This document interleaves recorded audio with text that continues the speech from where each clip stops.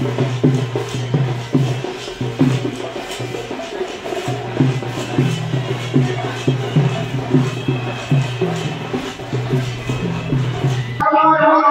जय माँ कालिका देवी ये अनुष्ठान आपण मैंने जहाँ देखुं दीर्घ 27 वर्ष है महा धूमधाम आखपाख गाँ आम साईर समस्त आबाल वृद्ध बनिता समस्त सहयोग चली आसी आज आमर कलश यात्रा थिला यही यात्रा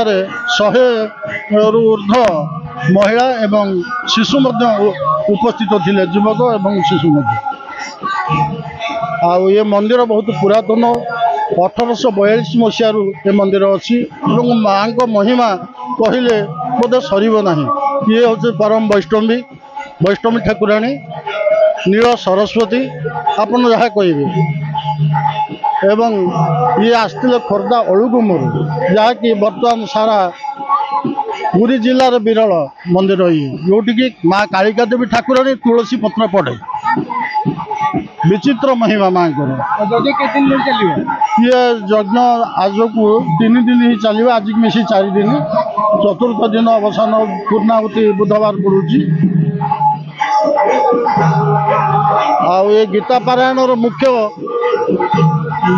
आकर्षण होची जोटा कि प्रथम आमर ओडिशा रे पुरी जिलार एकमात्र आरंभ होता गीता महायज्ञ सबुठी पारायण होची रामचरित मानस किंतु गीता कौन जगह होनी आम यहाँ प्रथम कर बहु आदृत होता आज आम प्रथम दिन में देखुवे आप माहौलटा देखुवे आठ कृष्ण अर्जुन नीला तो आपण मैंने समस्ते जानते आज प्रथम दिन में कलश यात्रा थिला 100 रु ऊर्ध्व लोक कलश यात्रा करते महिला भी थिले आमर पुरुष लोक भी थिले जाइए आमर चतुर्थ दिन में जो दिन अंतिम दिवस पूर्णाहुति कार्यक्रम रही 6 घटिया समय आउ प्रसाद सेवन भी अच्छी ये यज्ञ आज को 27 वर्ष है ये यज्ञ चालू आसी जाएगी यार ढंग आप तो देखुं आखपाख गाँव में जो चलती राम पारायण चलती आमर ये गीता महायज्ञ होमर ये कृष्ण अर्जुन पूजा होती परंपरा तो निहाती आम ग्रामवासी ये आमर गोटे उत्सव प्रत्येक वर्ष धूमधाम रे ये परंपरा पालन हो आपण तो देखुवे आज माहौल देखुवे आज प्रथम द्वितीय दिन में प्रवचन कार्यक्रम रही प्रवचन कार्यक्रम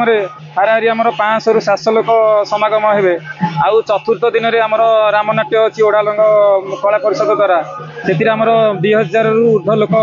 समागम होबार व्यवस्था अच्छी।